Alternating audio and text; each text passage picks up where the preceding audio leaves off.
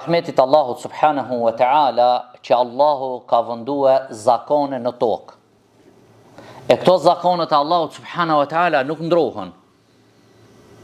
Këto janë zakone të cilët Allahu i ka vendosur në tokë, edhe shkaku i këtive zakoneve është që toka dhe jeta e njerëzive ecë në rahati.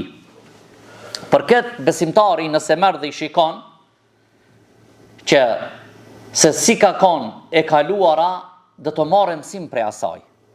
A sikur se të kishbo Allahu subhanahu wa ta'ala çdo vit të ndrojnë zakonet, çdo shtet apo çdo vend apo çdo periudhë të ndrojnë zakonet, atëherë si do të ishin njerëzit të rahatshëm? Atëherë do të humbshin gjithë eksperienca e cilën e ke pas të kaluarës. Ajo eksperiencë që ka kanë në vitin 2024 nuk ban për 2025. Apo ajo eksperiencë e cila ban në Shkup nuk mundesh në Tetov.